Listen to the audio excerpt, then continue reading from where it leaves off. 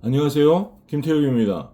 오늘은 수사기관의 증거 은닉에 대해서 말씀드리겠습니다. 오늘 제가 들려드릴 녹음은 23년 1월 2일 11시 58분경에 통영경찰서 교통과에서 녹음한 녹음 파일입니다. 저는 녹음을 할 때 공개적으로 녹음을 한다고 말을 하고 이 녹음을 했습니다. 제가 처음부터 그 수사기관에서 녹음을 하지 못하게 함에도 불구하고 관련법이 제가 녹음을 못한다는 관련법이 없어요. 그래서 제가 당당하게 꺼내놓고 녹음을 한다고 하고 했습니다. 일관되게. 근데 거짓말을 하면 일관된 거짓말을 할 수가 없습니다. 머리가 매우 좋아야 돼요. 근데 사실 그건 불가능합니다. 1년, 2년을 두고 일관되게 여러 상황들이 바뀌고 있는데 그것을 어떤 것을 은닉하고 인멸하고 날조하고 그리고 그것을 일관되게 한 가지로 말할 수가 없습니다. 제가 조금 이따가 들려드릴게요. 들려드리기 전에 국가보안법 제12조 무고날조에 대해서 법조문을 읽어드리겠습니다.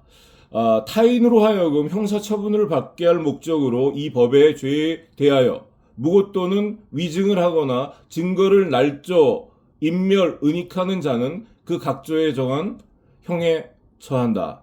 여기 보면 이제 수사기관에서 증거를 날조하거나 인멸하거나 은닉하면 국가보안법 제12조로 처벌을 받게 되어 있는 것입니다.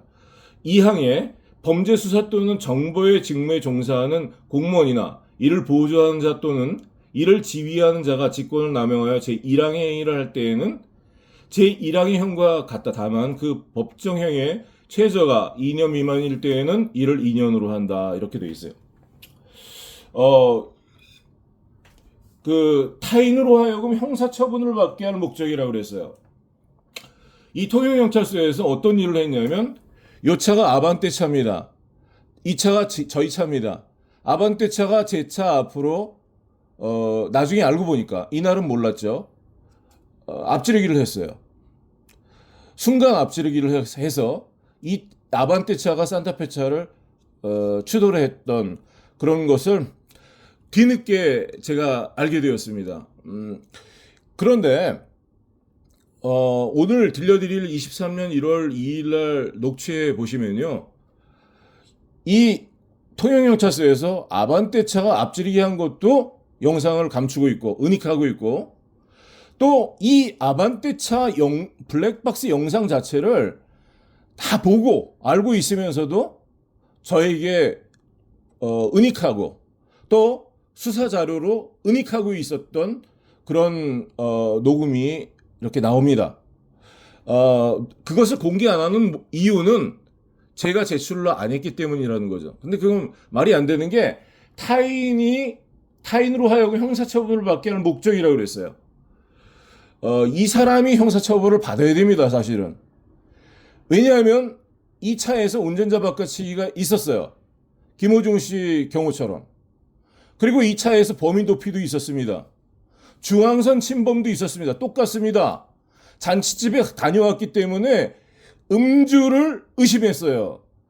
운전자 바꿔치기는 음주운전이나 보험 사기 때 주로 일어나는 일입니다. 그래서 제가 다 말했는데 싹 무시하고 이 영상을 감춰버렸어요. 왜? 이 영상에는 중앙선 밟은 것도 나오고 앞지르기 장면도 나오고 앞지르기 금지 장소니까요. 이건 그리고 운전자 바꿔치기 장면도 나오겠죠. 이 안에서 운전자 바꿔치기는 그 범인 도피, 교사, 범인 도피의 그 과정들이 다 나오겠죠. 음성으로, 영상으로.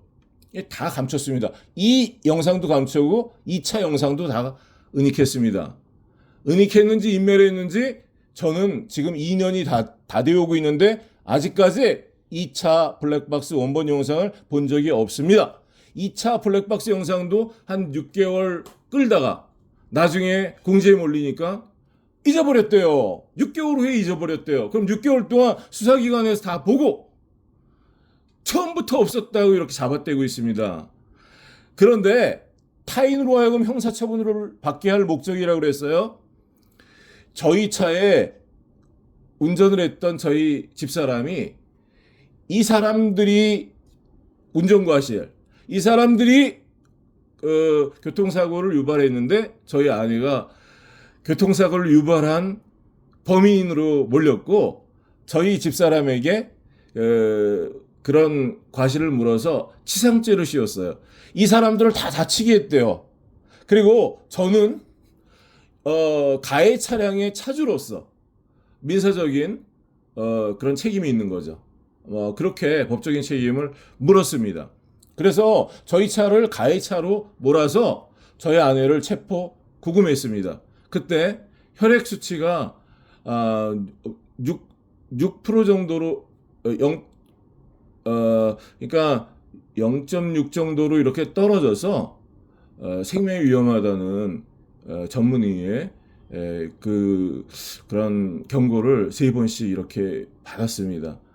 그 후유증으로 지금도 어려움을 겪고 있고 이렇게 가끔 그 전에 갑자기 이렇게 급격하게 혈액 수치가 떨어졌기 때문에 지금도 이렇게 병원 신세를 지고 있습니다.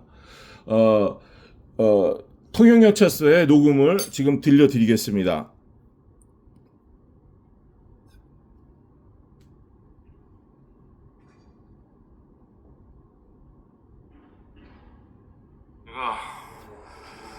내가 이제 말씀을 드리는 거야. 내가 한 가지. 이 영상이 이 영상 지금 저한테 공개하지 않는 이 영상 누구 겁니까? 말씀하세요. 내가 지금 묻는 거예요. 아니, 이 영상이 이 블랙박스가 누구 겁니까? 아니 우리 선생님이 내가 말할게요. 하시고 내가 말할게요. 아니, 그래. 답변을 다 해야 될 의무도 없을 분들은 내가 거기에 대해서 질문을 다 하세요. 그럼 내가 또 거기에 대해서 또 설명을 하겠습니다. 그때 이제 제가 그렇게 물어보고 그리고 이제 저한테 그 블랙박스를 보여줄 수가 없다고. 왜냐하면 그거를 그 블랙박스를 선생님, 그러니까 저죠, 제가 제공한 것이 아니니까 그렇게 거절하셨어요. 그래서 저는 참 황당한 거죠. 그거 내가 사건 피해자로서 그걸 봐야 되는데 그거를 내가 제출을 안 했다고 안 보여주신다는 그 이유가 황당했죠. 그래서 내가 곰곰이 생각하면서 오늘 오게 됐고, 그때 제가 여러 번 물었어요. 그 블랙박스 누구 거냐? 여러 번 물었어요. 팩트만 말씀해 주세요. 자, 결국은 제가 물었습니다. 그 교통과에 이 블랙박스가 있는데 블랙박스를 다 봤다는 거죠. 이때가 사고 후 3개월이 지났을 때입니다. 블랙박스를 보여주지 않고 저희 차를 가해차로 몰았습니다. 가해차로 몰았기 때문에 저희들이 형사처벌을 받을 수밖에 없었던 거죠. 그래서 체포 구금이 되고 치상죄를 뒤집어 써서 아직까지도 재판에 이렇게 진행 중인 것입니다. 이게 재판받을 일입니까? 블랙박스를 아직까지 숨기고 있습니다. 블랙박스 증거 은닉을 한 목적은 아반떼 차의 운전자 바깥치기, 또 아반떼 차의 앞지르기 중과실, 또 중앙선을 밟았던 거, 또 범인 도피의 교사와 범인 도피의 실행을 감추기 위한 것이라고 저는 생각합니다. 그리고 이 사람들이 져야 될 법적인 형사처벌의 책임을 누군가 져야 되잖아요. 그 한 사람을 호구로 잡은 거죠. 말 못하는 외국인. 우리 한국말을 못하는 외국인인 저희 아내를 잡아서 제가 외출 중일 때 저희 아내를 납치하듯이 끌고 가서 조서에 자기들 마음대로 조서를 타자를 쳐서 거기에 저희 아내가 도장을 찍지 않으면 계속 감옥에 가두겠다고 그렇게 협박을 해서 도장을 찍었어요. 그 도장이 어떤 의미인지, 법적인 의미인지 저희 집사람이 잘 모르죠. 근데 한국말이나 할 줄 알고 한국 글씨나 알아볼 수 있으면 되겠죠.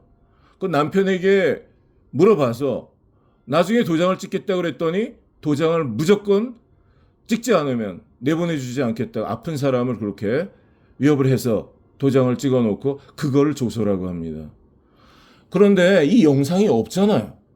이 영상을 당당하게 보여주고 수긍을 하게 하고 만약에 저희 차가 저희 집사람이 정말 그런 죄를 졌다면 달게 받아야죠.